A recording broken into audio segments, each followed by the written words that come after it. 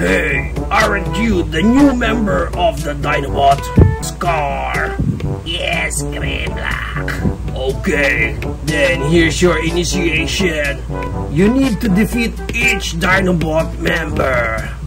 Okay, Grimlock. Are you ready? I'm ready.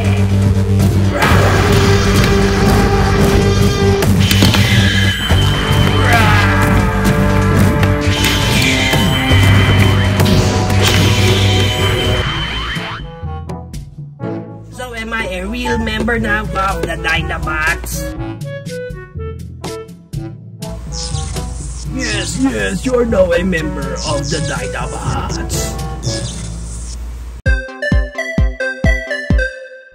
Ito na nga guys, ang toy na re-review natin for today. This is the Transformers Legacy Evolution Dinobot Core Class Scar. Eh pag binili natin siya ganito klaseng packaging, meron siya sa harap and sa likod at sa gilid and sa kabilang gilid and sa ibabaw at sa ilalim. And makita nyo dyan guys na pagkakabili natin sa kanya is 999. In short, 1,000 pesos lang. Ganito kalaking toy ng Transformers.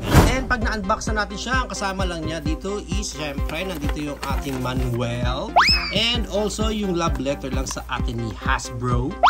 And right now, nandito pa ang ating main figure na si Scar. So right now, iantay na natin yan. And pag natanggal na natin siya sa kanyang pagkakatali, first is may accessories lang siya dito. And makita nyo here, from the looks of it, para siyang kamay. Hollow Earth is the worst.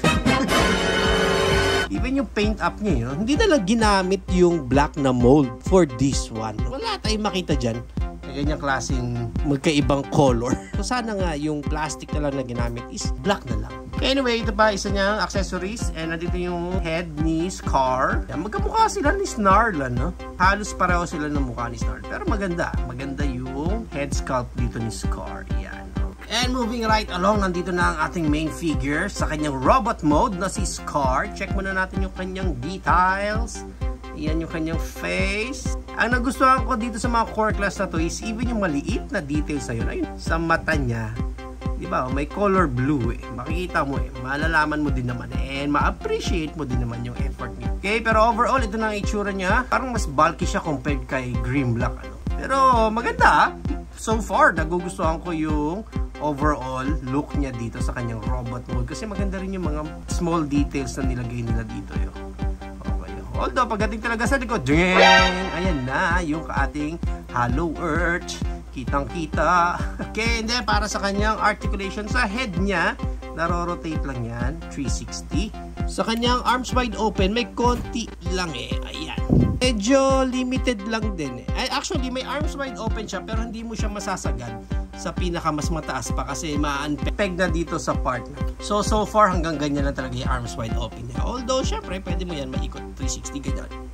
Pagdating sa elbow niya, wala na rin any articulation. Pagdating sa kamay niya, wala na rin any articulation. Pagdating sa waist niya, ayun, may articulation naman pala siya dyan. Naiikot mo yun ganyan. Although wala na siyang any ab crunch. Pagdating sa kanyang legs, pwede mo pang mas ma-widen yung ating Van Damme split dyan.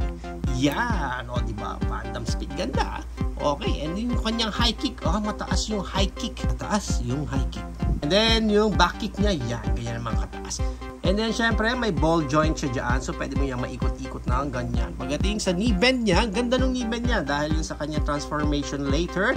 And then, pagdating sa paa, wala ng any articulation. So far, yung overall look dito ni Scar sa kanyang robot mode, medyo mas okay sa akin. Medyo nas tolerate ko. Actually, mas maganda siya. With all the core class Dinobot in their robot mode, I think si Scar, as of now, ang may pinaka-matino sa kanilang lahat. Basta make sure lang na naka-tied ito dito sa likod and then itong back fit niya is instead of nakababa ng ganyan, is nakataas dapat yan ng ganyan. Yan, para ma-attain mo yung ganyang itsura niya. Kasi mas makita mo yung bawat parts talaga ng pagka-robot mode niya. And actually sa kanyang robot mode is kailangan pa natin ilagay itong pagkabit natin ng ulo niya is pag ganyan dapat. Yan, okay? So yung head niya is nakaharap pababa. Para pag kinover natin yan mamaya, pag ganyan yan.